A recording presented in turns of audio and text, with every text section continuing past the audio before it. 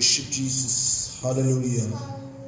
धन्यवाद यीशु, धन्यवाद धन्यवाद प्रभु तेरा धन्यवाद, प्रभु तेरा धन्यवाद, तेरी स्तुति हो। Praise Lord. Praise हम Lord. खुदा का धन्यवाद करते हैं कि उसने खुशी चाप दिखाई है कि हम एक साथ जुड़ के उसकी हमद करने वाले सके, उसकी स्तुति करने वाले सके। तो आइए उसकी हमद करें, उसकी महिमा करें और अपने आप को तैयार करें कि जब हमारे लिए वो कलाम बोला जाए तो हम उसके लिए प्रिपेयर होंगे। आज हमारी तैयारी का दिन है। तो आइए हम अपने मोबाइल या अपने लैपटॉप को एक जगह टिका दें और उसकी हमद करें, उसकी स्तुति करें, क्योंकि वो जीवित और दयालु परमेश्वर है। अगर वो ना होता तो आज हम यहाँ पे एक दूसरे को ना देखते होते। आइए उसकी हमद करें, उसकी इबादत करें, अपने स्थानों पे खड़े हो जाए, अपनी फुल फैमिली के साथ उसकी हमद करें, उसकी स्तुति करें। Yes Lord, Amen. Yes, Lord. धन्यवाद हमारे यीशु।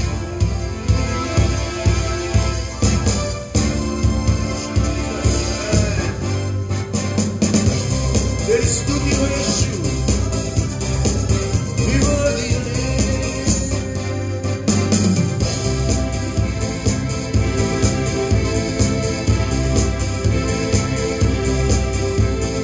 प्रभु तेरी सच्चाई, प्रभु तेरी सच्चाई, प्रभु तेरी सच्चाई, प्रभु तेरी सच्चाई है मेरे लिए सर्वदा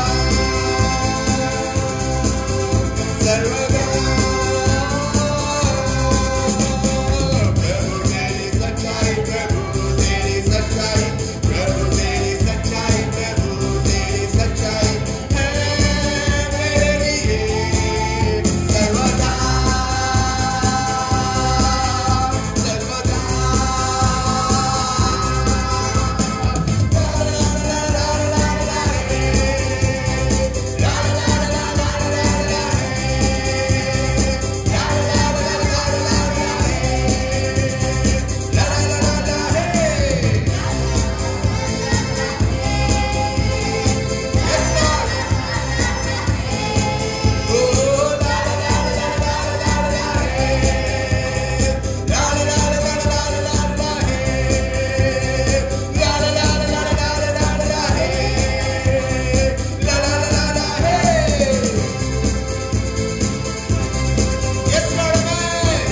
जीवन से मेरे स्तुति हो, जीवन से मेरी स्तुति हो, मेरे जीवन से स्तुति हो, जीवन से मेरे स्तुति हो, मेरे जीवन से स्तुति हो, मेरी आत्मा करे तू धन्य है,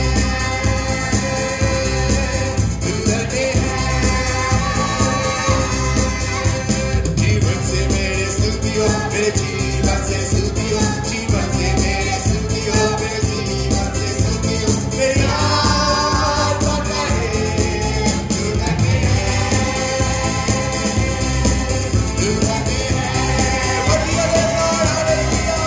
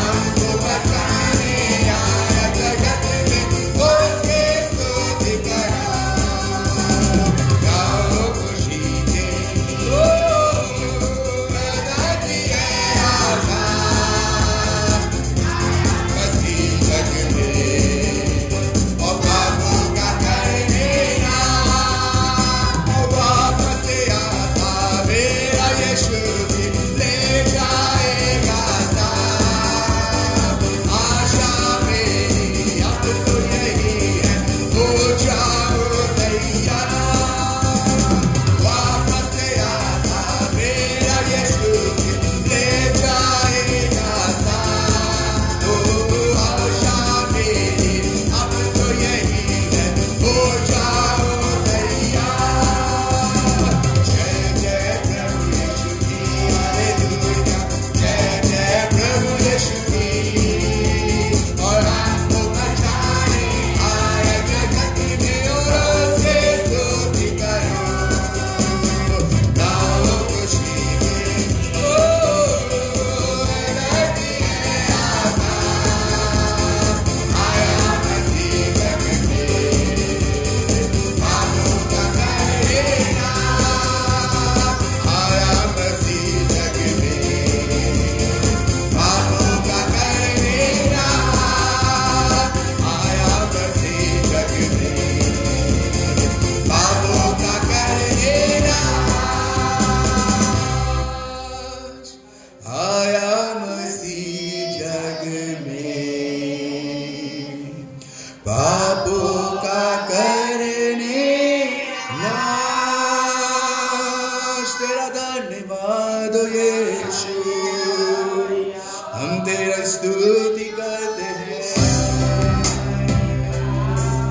We worship your name. उसकी स्तुति हो, प्रशंसा हो। Amen. Yes, Lord. Amen. We worship your name. Hallelujah. We worship Jesus. Amen. Hallelujah. Yes, Jesus. Amen. कैसा अनोखा तेरा प्यार है, लाया है मुझको जो यहाँ। मेरा वजूद ही है क्या, तेरे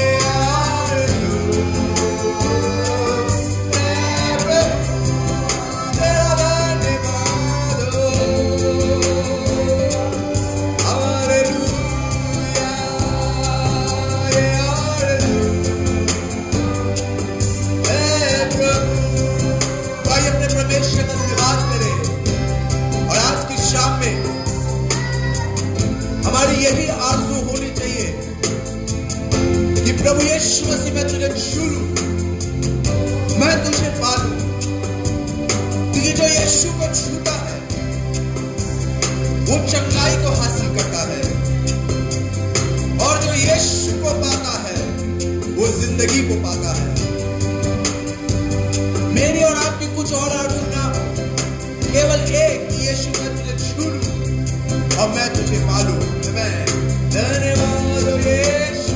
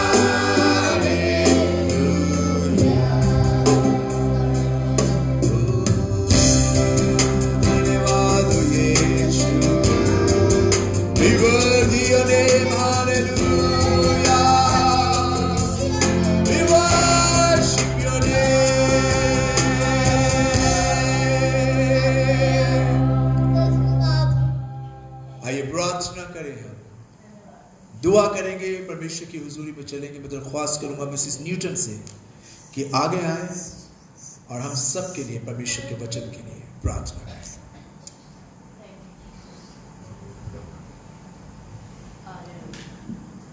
हालेलुया, थैंक यू जीसस। धन्यवाद परमेश्वर, धन्यवाद प्यारे खुदावन, हमारे जिंदा खुदा शुक्रगुजार हैं खुदावन कि तू हमारा जीवित और सच्चा परमेश्वर है। और सबसे ज़्यादा शुक्रगुजार इस बात पे है खुदावन कि तूने बहुत बड़ी भीड़ में से हम सबको चुना ताकि खुदावन हम तेरे लोग हो जाएं, तेरे तेरे तेरे पर्सनल लोग हो जाएं और तेरी इबादत करने वाले, तुझसे प्यार करने वाले और तेरी स्तुति करने वाले लोग हो जाएं।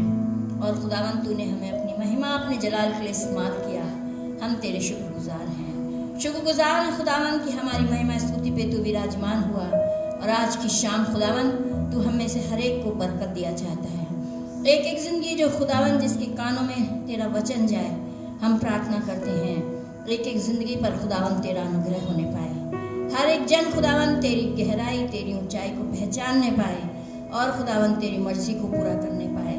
सबको बड़ी बरकत देना। कलाम के देने वाले के लिए प्रार्थना करती हूँ खुदावन, उनके होठों को अपने मसबे के अंगारे से छू के पाक कर, ताकि खुदावन जो उनके होठों से निकले खुदावन वो हम सब की उन्नति का बाइस बन सके। एक एक जिंदगी खुदावन जो कलाम को सुनती है वो पवित्र की जाए और खुदावन तेरा नाम हर एक की जिंदगी से जलाल पाए।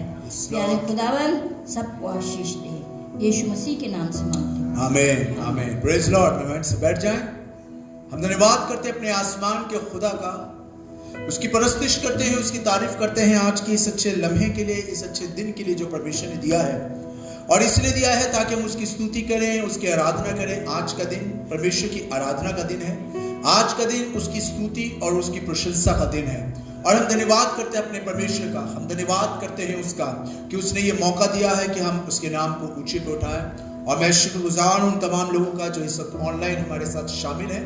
और मैं धन्यवाद करता हूं परमेश्वर का कि आप हमारे साथ जुड़े हुए हैं और हम एक साथ मिलकर प्रभु की आराधना कर रहे हैं। और ये खुशनसीबी की बात है कि जहां इतना माहौल बिगड़ा हुआ है, तनाव से ग्रस्त है, लोग मुसीबत और परेशानियों को फेस कर रहे हैं, बट हम धन्यवाद करते हैं अपने आसमान के खुदा का कि हमारा परमेश्वर अपने लोगों को संभाल के रखता है।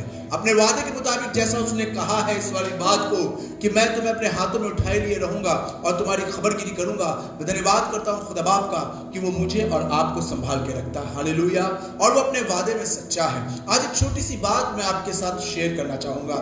मेरे दिल में आज एक छोटी सी बात है जो मैं चाहूंगा कि आपके साथ बांटूं। और ये बरकत की बात है। जब मैं परमेश्वर के वचन को पढ़ रहा था तो उसके अंदर मुझे मिली एक ऐसा कैरेक्टर है बाइबल के अंदर, एक ऐसी स्त्री का कैरेक्टर है जो हमको दर्शाता है कि हमको अपनी क्रिश्चियन लाइफ को किस तरीके से बढ़ाना चाहिए। ये हमारे लिए एक बहुत जरूरी बात है। मैं और आप अपने आप को क्रिश्चियन कहते जरूर है, मसीही होना और मसीही जीवन को जीना ये तो एक अलग बात है। मसीही तो सब लोग अपने आप को कहते हैं कि आई एम क्रिश्चियन, मैं मसीही हूं, मैं क्रिश्चियन हूं, मैं यीशु मसीह को मानता हूं, लेकिन उसके मुताबिक जीवन को जीना ये एक और अलग बात है। बहुत से लोग आज की तारीख में ऐसे ही हैं दुनिया के अंदर जो इस वाली बात को कहते तो हैं कि मैं मसीही हूं, लेकिन उनका जीवन मसीही नहीं होता जो इस वाली बात को डिक्लेयर करे। उनको देख के लगे कि यकीनन में ये यीशु मसीह के मानने वाले परमेश्वर के लोग हैं। और आज परमेश्वर यही चीज मुझे और आपको चाहता है। जब मैं परमेश्वर के वचन से एक महिला के बारे में पढ़ रहा था और उस महिला के पास जब गया और परमेश्वर से मुलाकात कराई तो इस बात को सिखाया कि हम अपने मसीही जीवन को और बेहतर तरीके से कैसे बना सकते हैं जिसके द्वारा हमारे लिए बरकत हो। जैसे बहुत से लोग कंप्लेन करते हैं कि एक बहुत कॉमन सी बात है जो सारी दुनिया के अंदर होती है और सारी दुनिया के लोग इस वाली बात को कहते हैं कि हमें पता नहीं क्या ऐसी बात है कि परमेश्वर हमें आशीष नहीं दे रहा, क्या ऐसी बात है कि हमारी प्रार्थना सुनी नहीं जा रही, क्या वो रीजन है जिसके सबब से खुदा हमारी प्रार्थनाओं को नहीं सुन रहा है। हमने दुआएं तो बहुत करते हैं, हम चर्च तो रेगुलर भी जाते हैं, हम लोग घुटनों पे भी बैठ के प्रार्थना करते हैं, हम लोग अपने घरों में पादरियों को भी बुलाते हैं, लेकिन फिर भी क्या कारण है कि हमारे जीवन में वो आशीष नहीं है, हमारी प्रार्थनाओं के वो जवाब हमें नहीं मिल रहा है, कहीं ना कहीं कुछ कमी है। खुदा के लोगों, आज वही चीज परमेश्वर हमें सिखाना मांगता है। ऐसा क्या रीजन है कि खुदा बाप हमारी प्रार्थनाओं को कई बार नहीं सुनता है? ऐसा क्या रीजन है जिसके सबब से आसमान का खुदा हमारी प्रार्थनाओं की तरफ कान नहीं लगाता है? जबकि बाइबल तो यहां तक कहती है, यशाया की किताब में लिखा है, मेरा कान ऐसा बहरा नहीं है कि मैं तुम्हारी सुन ना सकूं और ना मेरा हाथ छोटा है कि तुम्हें बचा ना सकूं। इसका मतलब साफ है कि परमेश्वर बचाने की भी सामर्थ्य रखता है, परमेश्वर सुनने की भी सामर्थ्य रखता है। दुनिया के बहुतेरे ऐसे लोग हैं, दुनिया में से बहुतेरे लाखों परिवार ऐसे हैं जहां परमेश्वर काम कर रहा है। अगर खुदा मेरे घर में काम नहीं कर रहा, खुदा मेरी जिंदगी में कुछ काम नहीं कर रहा, मेरी प्रार्थना नहीं सुनी जा रही, तो इसमें खुदा का फॉल्ट नहीं है, इसमें मेरी तरफ से कुछ गड़बड़ है।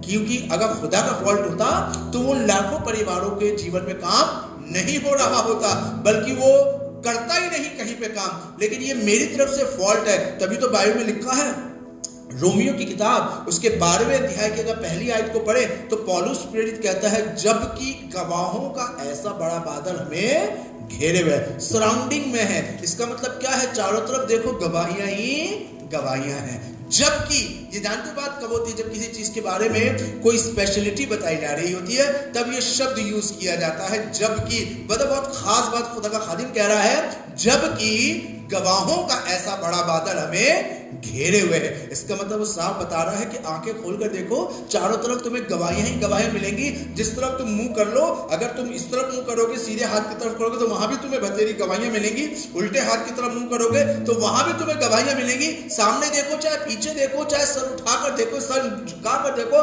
गवाहों के बादलों ने हमें घेरा हुआ है। YouTube खोल के देखिए, गवाहियां ही गवाहियां हैं। WhatsApp खोल कर देखिए, गवाहियां ही गवाहियां हैं। टीवी खोल कर देखिए, गवाहियां ही गवाहियां हैं। और सबसे बड़ी गवाही तो यह है कि आज का दिन हम देख रहे हैं, इससे बड़ी गवाही और क्या हो सकती है? लेकिन फिर भी लोग इस वाली बात की कंप्लेन करते हैं कि क्या कारण है कि परमेश्वर जहां लोग, दुनिया के लोग कह रहे हैं कि खुदा इतना सामर्थी और बड़ा काम करता है, तो क्या कारण है कि खुदा मेरे लिए काम नहीं कर रहा? मैं जब बाइबल को पढ़ रहा था तो परमेश्वर ने एक स्त्री से मुलाकात कराई। आइए मैं आपको उस स्त्री के पास लेकर चलूंगा। शुरुआती समय में इस स्त्री के साथ भी यही वाली सेम प्रॉब्लम थी कि वो कहती थी कि मेरा खुदा मेरे लिए कुछ नहीं कर रहा, मेरे खुदा ने मेरे लिए कुछ नहीं करा। लेकिन उसको एक रात अकल आई इस वाली बात को समझकर कि मैं गलत तरीके से और गलत जगह पे खड़े होकर मांग रही हूं। अगर मेरा पोजीशन ठीक हो जाए और मेरा प्लेस ठीक हो जाए तो मेरे लिए बरकतों के दरवाजे खुल सकते हैं। और होली स्पिरिट ने उसे इस वाली बात के लिए चिताया, तो उसने अपनी पोजीशन चेंज करी और उसने अपने प्रार्थना करने का तरीका चेंज करा और खुदा ने उसके जीवन में बरकतें लेकर आ गया। मैं चाहूंगा पहले सैमुएल की किताब निकालें, उसका पहला अध्याय निकालें। इस औरत को हम, इस स्त्री को हम हन्ना के नाम से जानते हैं। शुरुआती समय में इस हन्ना के बारे में सब जानते हैं कि कई साल बीत गए थे, इसकी कोख बंद थी और इसके बच्चा नहीं होता था। बच्चा ना होने की वजह से इसकी सास ने इसके आदमी की दूसरी शादी करा दी। सोच रही होगी कि शायद मेरे लड़के में कमी ना हो, क्योंकि अगर तो उस वाली बात को क्लियर हो गया भाई कि लड़के में कमी नहीं थी, क्योंकि जब दूसरी से शादी हुई तो उसके बच्चे हो गए, तो इसका मतलब कमी बेटा तुम्हारे अंदर है। और हम सब जानते हैं, आज से कई साल पीछे चले जाएं तो जिन स्त्रियों के बच्चे नहीं होते थे, बांझ होती थी, बांझ कहलाती थी, उन स्त्रियों को जगहों पर, मतलब बर्थडे पार्टीज के अंदर, शादी ब्याहों के अंदर, ऐसी माहौल के अंदर उन स्त्रियों को लाया नहीं जाता था सामने, दूर ही। और कई लोग तो उनको डायन भी कहती थी, कुलंत्री भी, पता नहीं कैसे कैसे शब्द हैं जो उनके लिए इस्तेमाल किए जाते थे। आज से कई साल, आज भी अगर स्त्री ऐसी हो तो कुछ ऐसी मेंटालिटी वाले लोग होते हैं जो नहीं उनको अपने साथ खड़ा करना मांगते हैं। तो सोचिए, आज से सैकड़ों साल पहले, हजारों साल पहले ये वाली बात कितनी हाई पीक पर होती होगी और इस स्त्री के साथ कितना गलत व्यवहार होता होगा। लेकिन बाइबल में लिखा है, ये अपने आदमी से लड़ती थी, अपने आदमी से झगड़ती थी। एक दिन फ्रस्ट्रेटेड होके इसके आदमी ने अपने कपड़े भी फाड़ डाले और कहने लगा, क्या मैं खुदा हूं जो तुझे बच्चा दूं? जब उसने तेरी कोख बंद कर रखी है तो मैं तुझे कहां से बच्चा दूं? पता नहीं क्या हुआ उस समय, उस दिन, उस रात क्या हुआ। उसने अपनी पोजीशन चेंज करी और उसने अपना तरीका चेंज करा, पैटर्न चेंज करा। दो चीजें याद रखिएगा, पोजीशन एंड पैटर्न। इसने अपनी पोजीशन चेंज करी और इसने अपना पैटर्न चेंज करा। और फिर जब उस रात इसने जाके खुदा के घर में गई और वहां जाके जब प्रार्थना करी तो लिखा उसी साल उसके घर में बच्चा हुआ। और सिर्फ एक बच्चा नहीं, उसके बाद इसके 5 और बच्चे हुए। ये हुआ कैसे? ये हुआ कैसे?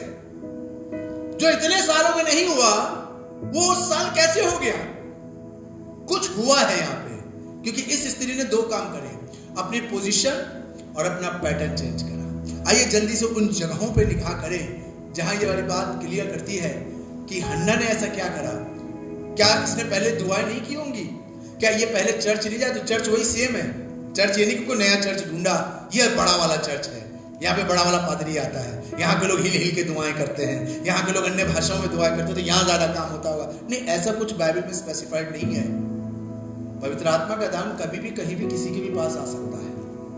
ये कोई नहीं कि जिस चर्च में ढेर सारे पब्लिक आते होगी वहीं खुदा आश्चर्य कर्म करेगा, जहां थोड़े लोग 10-15 लोग आते होंगे वहां खुदा आश्चर्य कर्म नहीं करेगा। ये गलतफहमी में मत रहिएगा।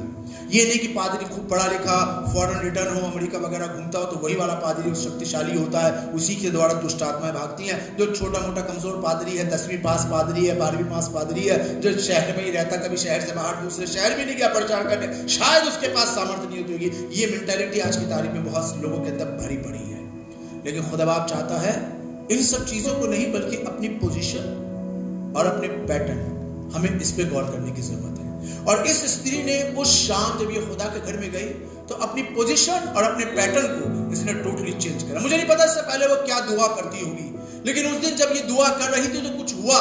इसने अपनी पोजीशन, अपनी जगह बदली, इसने अपने तरीके बदले, इसने अपने प्रार्थना करने का तरीका बदला, इसने अपने जीवन जीने का तरीका बदला। और जब इसने अपने तरीके बदलने शुरू कर दिए तो खुदा बाप ने इसके घर में बरकत लाना शुरू कर दिया। और सिर्फ एक ही लड़का नहीं बल्कि और बच्चे इसको दिए, इसकी कोख को खोल के रखा, और बच्चे पैदा होना शुरू हो गए। और पहला लड़का जिसको हम सैमुएल के नाम से जानते हैं, बाइबल में लिखा खुदा बाप ने इतना सामर्थ्य इसको बना दिया कि जब ये चलता था तो बड़े बड़े राजा इसको देखकर कांपते थे। यहां तक बाइबल में लिखी है बात कि परमेश्वर ने इसकी कोई भी बात मिट्टी में मिलने नहीं दी।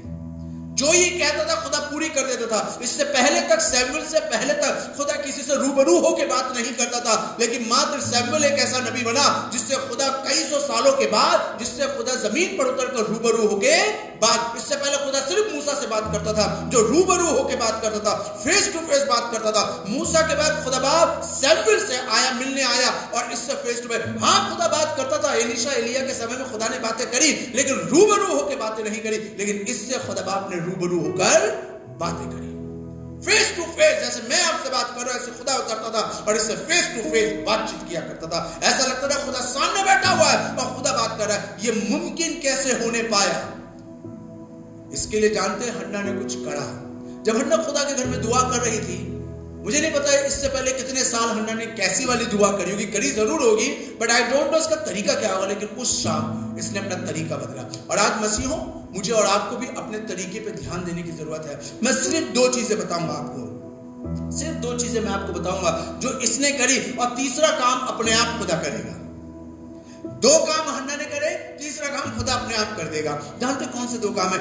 पहले सैमुएल की किताब निकाले और उसका पहला अध्याय निकाले। पहले सैमुएल की किताब और उसका पहला अध्याय। और यहाँ पे हन्ना की इस विषय को, प्रार्थना को, और हन्ना और एली के इस कन्वर्सेशन को हम बहुत ध्यान से सुने कि क्या बात हो रही है दोनों के बीच में, क्योंकि यही बात मुझे और आपको बताएगी कि हम लोग कहाँ गलत है और कहाँ सही है।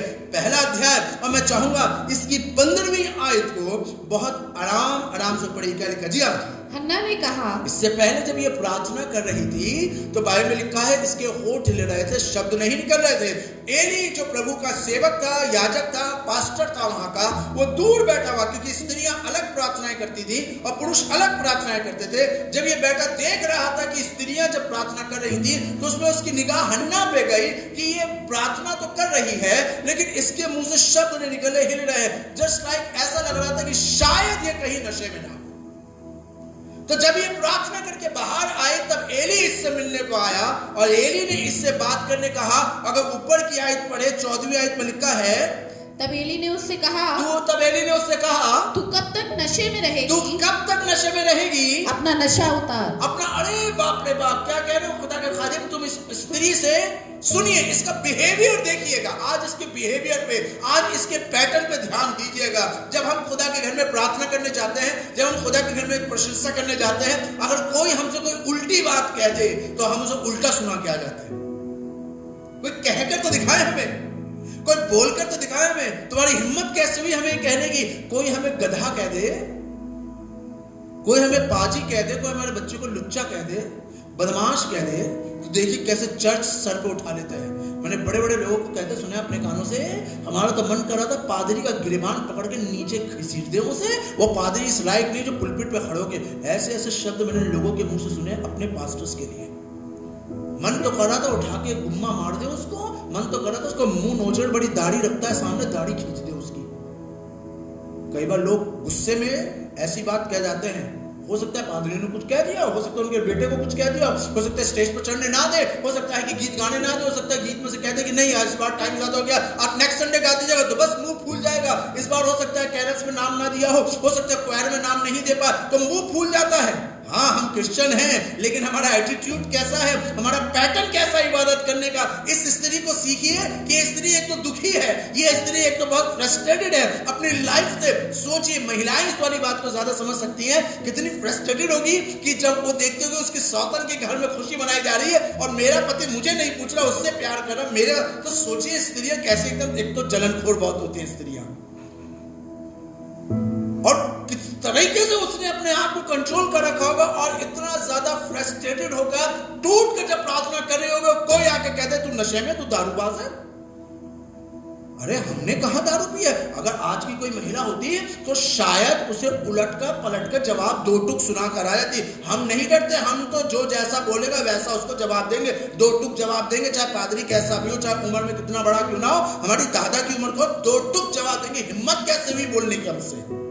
लेकिन सुनिए, जब हन्ना से खुदा का खादिम कह रहा था कि तेरा नशा कब उतरेगा, नशेड़ी बन के क्यों इबादत कर रही है, तो सुनिए, अब सुनिए हन्ना का एटीट्यूड। मुझे नहीं पता हन्ना इससे पहले किस तरीके से दुआ करती होगी, लेकिन आज जब हन्ना दुआ कर रही है तो सुनिए हन्ना क्या कह रही है। मैं चाहूंगा अब इसकी 15वीं आयत पढ़िए। जी हाँ, हन्ना ने कहा उर्दू में है तो उर्दू में निकाल लें इस वाली बात को, तो बाखूबी लिखा हुआ है। और लिखा है हन्ना ने कहा, तब एली ने उससे कहा तो कब तक नशे में रहेगी, अपना नशा उतार।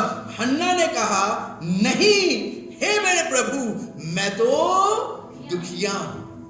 पढ़िए क्या लिखा। जी हाँ, हन्ना ने जवाब दिया। हन्ना ने, सुनिए हन्ना का जवाब बहुत जरूरी है, ये जवाब आज मसीहों को देने की जरूरत है। हन्ना ने जवाब दिया, नहीं आए मेरे मालिक। अरे पहली चीज क्या कह रही है, सुनिए एटीट्यूड देखिए, बिहेवियर। नहीं आए मेरे मालिक, still I am your servant. क्या हमने अपने आप को हलीम बना रखा? ये वाला पैटर्न बहुत जरूरी है। हम लोग जब दुआएं करते तो मालिक बन के दुआएं करते हैं। कर रहा है कि नहीं कर रहा?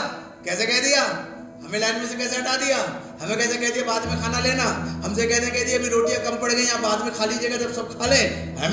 हम चर्च के एल्डर हैं, हम चर्च के लीडर हैं, डीकन हैं, हमको पहले दो, हमारे लिए पहले सोचा करो, बाद में किसी को मिले ना मिले, हमारे लिए पहले सोचा करो। कई बार हम अपना एटीट्यूड ये वाला रखते हैं, इसीलिए कई बार खुदा हमारी प्रार्थना रिफ्यूज कर देता है। इस स्त्री से सीखिए। एक तो किसी ने इसको उल्टा बोला, ये बहुत तकलीफ में थी, लेकिन खुदा किसी इंसान ने इसको उल्टा बोल दिया, तो उल्टा ये उसका रिएक्ट गुस्से में नहीं कह रही है, कह रही है I am still your servant, आए मेरे मालिक। क्या हम स्टिल अपने आप को इतना हलीम बना रहे हैं? बाइबल में तभी तो लिखा है मुबारक है वो जो दिल के गरीब है, स्वर्ग की बादशाह तो नहीं को मिलेगी। हम लोग दुआएं बहुत करते हैं, हम लोग चर्च रेगुलर जाते होंगे, लेकिन अपने आप को आज तक छोटा नहीं बनाया होगा। हमने अपने आप को कम नहीं कहा। किसी ने कुछ बोल दिया चर्च के अंदर, किसी ने दुआ में कुछ बोल दिया, हमको गाना गाने का मौका नहीं मिला, तो हमने उन बातों को ओवरकम नहीं करा होगा, हमने रिएक्ट जरूर करा। खुदा चाहता ओवरकम करिए, अरे हटाइए, छोड़िए, कोई बात नहीं, संडे गाना गाने को मौका नहीं मिला, नेक्स्ट संडे हम उठकर आ रहे थे और पाजी साहब ने कहते नहीं अब गाने को किसी को मौका नहीं मिलेगा, अब अगले संडे मिलेगा। तो इतना ज्यादा गुस्सा है, फुनफुनाए, वहीं से निकल के वापस गेट से निकल गए और उसके बाद से 4 संडे निकल के वापस ही नहीं आया चर्च के। हमारी बेइज्जती कर दी, हम गाना गाने जा रहे थे, हमको मना कर दिया, हमने लिस्ट दी थी, हमारा नाम काट दिया, हमारे बच्चे को गाना गाने नहीं दिया, हमारे बच्चे को क्वायर में खड़ा नहीं करा, उसको बजाने नहीं दिया, उससे कह दिया काम के ऊपर से उठ के चला जा। वो उठ के ऐसा क्या कि 1 साल हो गया वापस पलट कर ही नहीं आया, और उसके माँ बाप उसको समझाने की बजाय उसी का सपोर्ट कर, नहीं भाई साहब आपकी गलत बात थी, आपको ऐसे नहीं उठाना चाहिए था, आपको याद रखना चाहिए था वो आपका बेटा है, आप उसे अपना बेटा कहते हैं, उसको नहीं। तो इसका मतलब अभी तक हमारा एटीट्यूड, बिहेवियर चेंज ही नहीं हुआ है। तो इसीलिए तो जब हम दुआ करते हैं खुदा बाप ही काम फेर लेता। हन्ना की दुआ क्यों सुनी गई? हन्ना ने अपना एटीट्यूड बहुत सॉफ्ट एंड हम्बल बना के रखा। Be humble yourself. तभी तो बाइबल लिखा जब तू खुदा के घर में जाए बड़ी सावधानी से चलना। ये अपनी चालों पे ध्यान देने की जरूरत है। और हन्ना यहाँ पे यही काम करी, अपने आप को कह रही नहीं, आए मेरे मालिक, मैं तो गमगीन औरत हूं। मैं तो अच्छा। अब सुनिए, पहली चीज तो समझ में आ गई, हमें अपने आप को दीन बनाने की, मैं जल्दी बात कर रहा हूं क्योंकि समय ज्यादा नहीं है। पहली चीज तो समय पता चल गया कि हमें अपने आप को दीन बनाने की जरूरत है। और दूसरी चीज सुनिए क्या कहा जा रहा है यहाँ पे, क्या कह रही है? मैं क्या हूं? मैं तो गमगीन औरत। मैं तो गमगीन। अच्छा, दूसरी बात का जवाब दीजिए, जब इंसान गमगीन होता है तब क्या करता है? आज की तारीख में सो बहुत कॉमन सी बात है, जो दुखिया होगा, हिंदी में लिखा है मैं तो दुखियारी हूं, मैं तो गमगीन हूं। अगर कोई गमगीन आपको मिले, दुखी आपको मिले, तो सबसे ज्यादा कहां मिलेगा? अगर दुखी होंगे तो कहां जाए? सुनिए, खुदा का कलाम बता रहा है, अगर आप दुखी हो तो खुदा के घर को जाए। अगर आप दुखियारे हैं, सताए हुए हैं, विपत्ति वाले हैं, पीड़ित है, किसी भी बात से पीड़ित है, पत्नी से पीड़ित है, पति से पीड़ित है, ड्यूटी से पीड़ित है, बच्चों से पीड़ित है, तो कहां जाए? दुनिया के लोगों को एक ही रास्ता पता है, ठेका। वहां बैठेंगे, वहां पे दारू लगाएंगे, दारू पे दारू, पैक पे पैक चढ़ाएंगे, अपने गम भुलाएंगे। अगर किसी को गम हल्का करना है तो तुरंत दारू की बोतल पे हाथ लगाता है। किसी को अपनी चिंताएं दूर करनी तो तुरंत सुट्टा लगाना शुरू कर देता है। पुराना गाना है ना, धुएं में उड़ाता चला गया जिंदगी की फिक्रों को धुएं में, ये बहुत पुराना गाना है। और इसी बात में लोग आज भी कायम हैं कि जब जिंदगी में फिक्रें आती हैं तो चेन स्मोकर बन जाते हैं। ये कैसे बन गए? चिंताओं ने उनको चेन स्मोकर बना दिया, उनको गम और तकलीफों ने उन्होंने बेवड़ा बना दिया। क्या वो बिना पिए ने नींद नहीं आती? कहते ना, कौन कम बखत पीने के लिए पीता है, हम तो जिंदगी का गम भुलाने के लिए पीते हैं। ये दुनिया का पैटर्न है, हमें अपना पैटर्न चेंज करना पड़ेगा। क्या पैटर्न है? बाइबल में लिखा है, याकूब की किताब में लिखा है, अगर तुम में कोई दुखी हो, क्या करे? अगर तुम में कोई दुखी हो तो दुआ करे। हन्ना को समझ में आया, इसका मतलब जब ये दुखी होती थी आदमी के पास जाती थी, ये आदमी से कहती थी, ये आदमी से लड़ती थी, आदमी से बोलती थी, डॉक्टरों के पास जाती थी, वैद्यों के पास जाती थी। उन समय में जो दाइयां होती थी बताती थी, बेटा ये चीज खा ले, बेटा ऐसे कर ले, बेटा वो चीज कर ले, बेटा ये वाला आसन कर ले, बेटा वो वाला आसन कर ले, इससे हो जाएगा, उससे हो जाएगा। कई तरीके उसने आजमाए होंगे क्योंकि रुपए की कमी नहीं थी, सब कुछ उसने करके देख लिया, लेकिन उन दिनों में भी इसका कोई मसला हल नहीं हुआ। ये खूब करके देख लिया, लेकिन उस दिन पवित्र आत्मा ने उससे बात करी, बेटा तुम गलत जगह पर हो, change your position and change your pattern. तुम अपना पोजीशन चेंज करो और अपने पैटर्न को चेंज करो। पहला पैटर्न इसने चेंज करा, अपने आप को हम्बल कर लिया। जब इतनी उल्टी बात सुन ली, फिर भी इसने अपने आप को छोटा बना के रखा। और दूसरी चीज, इसने अपनी पोजीशन चेंज करी कि अब मुझे, अगर मैं दुखिया हूं, अगर मैं तकलीफ में हूं, मैं परेशानी में हूं, मुझे कहीं और जाने की जरूरत नहीं, मुझे खुदा के घर में जाके प्रार्थना करने की जरूरत है। आज अगर जो मेरी आवाज सुन रहे हैं, अगर आप दुखी हैं, अगर आप किसी भी चीज से आपको दुख मिला है, आपकी लाइफ में किसी भी बात का दुख क्यों ना हो, को जाइए परमेश्वर की हुजूरी में, प्रार्थना करिए वहां बैठ के, क्योंकि वहीं पर आपकी प्रार्थनाओं के जवाब आपको मिल सकेंगे। हालेलुया। प्रॉब्लम हमारे साथ ये होती है कि हम परमेश्वर की हुजूरी में नहीं जाते। जब इंसान दुखी होता है, जब इंसान परेशान होता है, तब इंसान खुदा से दूर होना शुरू हो जाता है। मत्ती 11:28 बहुत वर्ल्ड फेमस वर्स है ये, मत्ती 11वां अध्याय और उसकी 28वीं आयत। आए सब, ध्यान से सुनिएगा, आयत में क्या लिखा है? आए सब थके मांदो, और बहुत थक गए होंगे आप, अपनी प्रॉब्लम्स को उठाते उठाते बहुत थक गए होंगे, अपनी समस्याओं को झेलते झेलते बहुत थक गए होंगे।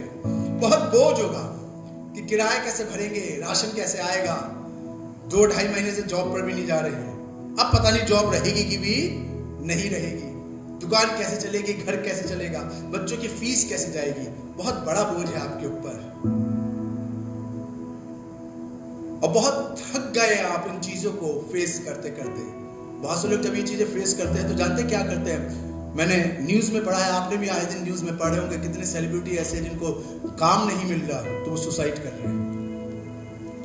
हाल ही में 3 सेलिब्रिटी ने सुसाइड कर लिया, सिर्फ इसीलिए क्योंकि उनको काम नहीं मिला।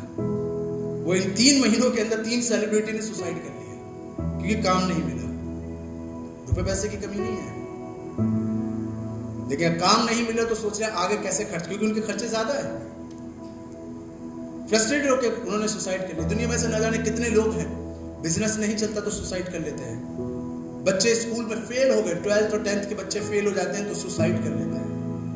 कोई लव में फेल हो गया, किसी ने रिजेक्ट कर दिया, किसी ने लड़की ने रिजेक्ट कर दिया, किसी लड़के ने रिजेक्ट कर दिया, तो घर में आते हैं सुसाइड कर लेते हैं। पागल हो जाते हैं, मेंटल हो जाते हैं, उनका दिमाग फिर जाता है, कुछ नशे की हालत में चले जाते हैं। जानते हैं क्यों? ये वो लोग होते हैं जिनके पास परमेश्वर नहीं होता है। मेरे और आपके पास परमेश्वर है।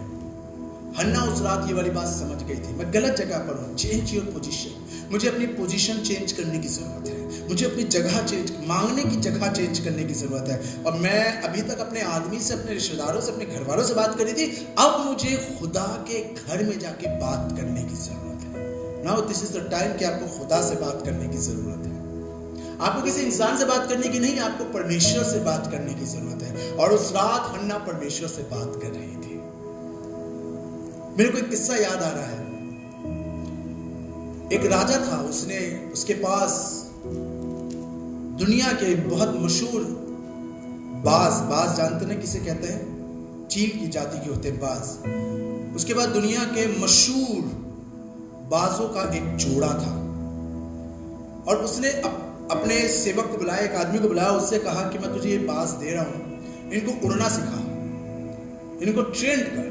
ये दुनिया के बहुत मशहूर जाति है, नंबर 1 है। और किसी ने मुझे गिफ्ट करे, बच्चे गिफ्ट करे मुझे, और मैं चाहता हूं कि तू इन्हें ट्रेन कर, ताकि आने वाले कुछ समय बाद जब हमारे यहाँ प्रोग्राम होगा तो मैं चाहता हूं ये उस वक्त करतब दिखाए। खूब ऊंचा उड़े, जैसे बाज करतब दिखाते, ये भी करतब दिखाए, तू इसको तैयार कर। एक हफ्ते बाद वो ट्रेनर आया और आके कहने लगा, आपका एक बाज तो बहुत अच्छा करतब दिखा रहा है, लेकिन दूसरा वाला नीचे ही रहता है, उड़ता ही नहीं है। जबकि दोनों सेम जाति के हैं, सेम जाति के हैं दोनों, बहुत दुनिया के सबसे मशहूर बाज की प्रजाति के हैं दोनों। और एक तो बहुत अच्छा उड़ रहा है, दूसरा नहीं उड़ रहा, मैं कुछ नहीं कर सकता। राजा ने कहा, मुझे नहीं पता, तुम किसी भी तरह करो, और हमारी 2 हफ्ते बाद हमारा प्रोग्राम है, मैं चाहता हूँ ये उसमें उड़े। उसने कहा, नहीं उड़ पाएगा ये, मैं 1 हफ्ते से ट्राई कर रहा हूँ, एक तो उड़ रहा है, दूसरा नहीं उड़ रहा है। उसने कहा, क्या करें? उसने कहा, आप देख लीजिए, किसी और को कोई कर सकता तो आप करवा लीजिए। उसने अपने देश के अंदर ऐलान कराए, किसी को लेकर आओ। तो उसने अपने लोगों से कहा, जाओ किसी को लेकर आओ। वो एक गांव वाले को लेकर आया। उसने कहा कि ये गांव वाला कह रहा है कि मैं उड़वा दूंगा इसको। उसने कहा, ऐसा कैसे? जब ये मशहूर ट्रेनर नहीं उड़वा पाया तो ये कैसे उड़ा सकता है? कह नहीं, ये कह रहा है कि मैं कर लूंगा। उसने ठीक है, उसने उसको दे दिया। 2 दिन बाद जब वो आया तो उसने कहा कि महाराज, आपका ये वाला बाज भी दूसरे वाले बाज की तरह आसमान को छू रहा है। उसने कहा, कैसे? सब हक्के बक्के हो गए। वो जो ट्रेनर था, जो एक्सपर्ट बंदा था, वो कह रहा है, ये गांव वाला आदमी, इसने ऐसा क्या कर दिया जो मैं नहीं कर पाया? मैं हफ्ते भर से लगा हुआ था, ये नहीं उड़ रहा था, और इसने 2 दिन में उड़ा दिया। तो राजा ने पूछा, तुमने करा क्या? उसने कहा, मैंने कुछ नहीं करा। ये जिस डाली पे बैठता था, मैं वो डाली काट देता था। इसको बैठने की जगह ही नहीं मिली, तो इसको मजबूरन उड़ना ही, समझ रहे हैं ना? कई बार हम अपनी वो डालियां नहीं काटते हैं जिसमें हमें बैठना बड़ा मजा आता है। हम लोग अपने कंफर्ट जोन से बाहर नहीं निकल पाते, हम अपने कंफर्ट जोन में रहें। तभी तो हमारे में क्षमता है कि हम बहुत से बड़े काम कर सके, लेकिन हम अपनी उस डाली को नहीं काट रहे। आज खुदा बाप यही चाहता है। हन्ना ने उस रात अपनी वो डाली काटी, उस डाली को काटा, और तब इतना ऊंचा उड़ी कि सैमुएल भी मिला, शोहरत भी मिली, बाइबल में नाम भी हुआ, और आज बाइबल के अंदर बहुत बड़ी महिलाओं में उसका नाम गिना जाता है, क्योंकि उस रात उसने अपनी वो डाली काटी कि मैं दुखिया हूं, लेकिन आज मैं अपनी जगह बदल रही हूं और मुझे परमेश्वर की हुजूरी में जाने की जरूरत है। तीसरी चीज, आगे पढ़े, इसी 15वीं आयत को आगे पढ़े, क्या लिखा? जी हाँ, मैंने ना तो मैं किया, हाँ, ना कोई नशा किया। हाँ, अब सुनिए, तीसरी बात बहुत इंपॉर्टेंट है। क्या लिखा है? पढ़े। मैंने ना तो कोई मैं लिया, हाँ, ना कोई नशा पिया। आगे पढ़े। पर खुदावन के आगे, पर खुदा के आगे अपना दिल उंडेला है। हाँ, ये बहुत इंपॉर्टेंट है। तीसरा काम, मैंने अपना दिल, हिंदी में लिखा है, मैंने मन की बात खुदा के आगे खोलकर कही है। अपना हाले दिल खुदा के सामने बयान करिए। टॉक टू गॉड, और अपना दिल खुदा के आगे। हम लोग कई बार गलती ये करते हैं, हम मसीही लोग अपना दिल दुनिया के बहुतों के आगे खोल देते हैं, सबके आगे खोल देते हैं। यहाँ इवन के हमारा जो दुकानदार होता है, जिससे सामान लाता है, उसे भी पता है कि साहब जी क्यों इतने मायूस रहते हैं, मुंह लटका रहता है, इनकी बीवी इनको बहुत परेशान करती है, उनको मालूम है। मतलब इसका मतलब साहब जी जब बीड़ी खरीदने जाते हैं, दूध लेने जाते हैं, राशन लेने जाते हैं तो शेयर करते हैं मेरी बीवी ऐसे ही, मेरा बेटा ऐसा, मेरी बेटी ऐसे। सब्जी वाली को पता है कि आंटी जी जो है वो इतनी परेशान क्यों रहती है, सब्जी वाले को पता है जो हमारे घर में। लेकिन खुदा बाप से कभी हम शेयर करते हैं? हम सारे गली मोहल्ले में गाते फिरते रहते हैं, जो मिलता है उसको बताते हैं मेरे साथ ये प्रॉब्लम, मेरे साथ ये प्रॉब्लम। और जब कहा जाता है खुदा को बता, खुदा को तो सब मालूम है। नहीं, खुदा आपसे सुनना मांग रहा है। कहिए खुदा बाप से, बात करिए जैसे आप सब्जी वाले से बात करते हैं, जैसे आप दूध वाले से बात करते हैं, अपने दोस्तों से बात करते हैं, व्हाट्सएप पे चैटिंग करके सबको बता रहे हैं। आप दुनिया के लोगों को बता रहे हैं। जैसे देखिए कोई परेशान होता है, दुखी होता है तो फेसबुक पे डालता है आई एम फीलिंग अलोन, और ईमो डालता दो आंसू वाला, ऐसा करता हुआ आई एम सिक, सारी दुनिया को बता रहे हो कि तुम बीमार हो। खुदा बाप से तुमने कहा खुदा बाप मेरी ये तकलीफ है? कभी खुदा बाप से अपना हाल दिल बयान करा? हम सारी दुनिया को अपना हाल दिल बताते हैं, लेकिन खुदा बाप को अपना हाल दिल नहीं। इस औरत ने समझ रही है, अपना पैटर्न चेंज कर रही है। ये अपना हाल दिल अपने रिश्तेदारों को बताती थी, लोगों को बताती थी, दोस्तों को बताती थी, अपने आदमी से जाकर लड़ती थी, अपनी माँ को बताती थी। लेकिन उस दिन इसको समझ में आया कि मुझे अपना हाल दिल किसको बताना चाहिए, और इसने जाकर खुदा को बताना शुरू करा। लेकिन खुदा ने उसी घड़ी इसके जीवन में काम करना, खुदा वेट कर रहा था। सुनिए, मत्ती 7वां अध्याय 7वीं आयत में लिखा है, मांगो तो तुम्हें खुदा ऐसे नहीं देगा। ध्यान रखिएगा, मांगोगे तो खुदा देगा। अब ये ना कि हम तो उसके बच्चे, दे देगा खुदा में। बहुत लोग कहते हैं हम तो क्रिश्चियन हैं, हम तो उसके बच्चे हैं, खुदा को मालूम है खुदा दे देगा। ऐसे खुदा नहीं देगा जब तक तुम मुंह नहीं खोलोगे। मांगोगे तो तुम्हें मिलेगा, बिना मांगे खुदा किसी को नहीं देगा। ध्यान रखिएगा, उसे पता है आपको किस चीज की जरूरत है। He knows very very well, but वो देगा तभी जब तुम अपना मुंह खोलोगे। और मांगना प्रार्थना करने के बराबर होता है, और यही चीज परमेश्वर का वचन बता रहा है। मांगिए उससे, मांगिए, अपना हाल दिल खुदा के आगे बयान करिए, और तब एक काम होगा। और मैं चाहूंगा इसकी आप 17वीं आयत पे आइए। जी हाँ। तब एली ने जवाब दिया, तब एली ने जवाब दिया, तू सलामत जा। कैसी चीज आएगी तब? अब मैंने बताया ना, जब आप 2 काम करेंगे तीसरा काम अपने आप होगा। आपने करा, आपने अपने आप को हम्बल करा, आप परमेश्वर के घर में गए, जब दुख और तकलीफ में आप परमेश्वर के पास गए, आपने अपना हाल दिल उसके आगे बयान करा। अब सुनिए खुदा का काम करने का तरीका। जब आप ये वाला काम कर देंगे, सुनिए 17वीं आयत में क्या लिखा है, फिर से पढ़ी क्या लिखा है। एली ने बरकत देके कहा, पहली चीज तू सलामत जा। सलामती आएगी। तब पहली चीज क्या आएगी? सलामती आएगी। और आगे पढ़े क्या लिखा है, और इस्राएल का खुदा, और इजराइल का खुदा तेरी मुराद जो तूने उससे मांगी है, तेरी मुराद जो तूने उससे मांगी है, उसे पूरी करेगा। हालेलुया, मन की मुराद को पूरी करेगा। आप क्या मुराद मांग रहे हैं? पिछले कई सालों से आप, कई महीनों से, कई हफ्तों से आप क्या मुराद खुदा से मांग रहे हैं, मुझे नहीं मालूम। लेकिन मैं एक बात कहना चाहूंगा, खुदा आपके मन की हर एक मुराद को पूरी करेगा। बहुत से लोग कह रहे हैं हमारी मुराद पूरी नहीं हो रही, वो इसीलिए नहीं हो रही क्योंकि तुम खुदा के पास नहीं आ रहे, तुमने अपनी पोजीशन और पैटर्न चेंज नहीं करा। आज अपनी पोजीशन और अपना पैटर्न चेंज करिए, खुदा बाप आपके मन की मुराद पूरी करेगा। और आगे पढ़िए क्या लिखा है। उसने कहा, जी हाँ, तेरी खादिमा पर तेरे करम की नजर हो। क्या लिखा है? खुदा के निगाह, फजल वाली निगाह होगी, खुदा की निगाह होगी। और आगे पढ़ी क्या लिखा है, वो औरत चली गई, वो औरत चली गई और खाना खाया। इसका मतलब अभी तक खाना नहीं खा रही थी। हम भी कई बार अपनी लाइफ में इतने ज्यादा पजल्ड हो जाते हैं, बहुत से लोग खाना खाना छोड़ देते हैं। आज खाना खाने का मन नहीं कर रहा, लाइफ में कुछ ऐसा हो गया कि हमने 2 दिन से खाना ही नहीं खाया, झूठ बोल दिया कि फास्टिंग पे चल रहे हैं, लेकिन बात कुछ और है। लेकिन सुनिए, जब आपकी मुलाकात खुदा से हो जाएगी, आप अपने तरीके चेंज कर देंगे, खुदा आपकी प्रार्थना सुन लेगा। तो सुनिए फिर से पढ़िए वाली लाइन क्या लिखी है। उसने कहा चली गई, तब वो औरत चली गई और खाना खाया। और आप खाना खाएंगे, फिर खाना नहीं छोड़ेंगे, खाने में बड़ा मजा आएगा आपको। और खाना खाया, और फिर उसका चेहरा उदास था। फिर कभी उसका चेहरा उदास, बहुतों के चेहरे पर उदासी रहती है, लेकिन खुदा बाप कह रहा है अगर आप उसके घर में जाकर अपना हाल दिल उससे बयान करेंगे, मुसीबत तकलीफ के समय खुदा के घर में जाएंगे, उसकी हुजूरी में जाएंगे, आप अपने आप को हम्बल करेंगे, एटीट्यूड वाला नेचर नहीं रखेंगे, तो खुदा बाप कह रहा है कुशलता भी आएगी, मन की मुराद भी पूरी होगी, और खुदा अपने फजल की निगाह आप पे करेगा, और आपके चेहरे पे उदासी फिर उदास ना होगा, आपका चेहरा खिला रहेगा, चमकदार रहेगा, और लोग कहेंगे कि हुआ क्या है, आज मेरी मुलाकात खुदा बाप से हुई है। Change your position, change your pattern. बहुत सी बातें हैं कहने की, लेकिन आज इसी बात के साथ मैं यहीं पर वचन को समाप्त करूंगा। मैं चाहूंगा कि इस बात को मैं और आप अपने जीवन में अमली जामा पहनाएं। God bless you. खुदा आपको आशीष दे। मैं अपने पासवान से दरख्वास्त करूंगा कि वो हम सबके लिए दुआ करें।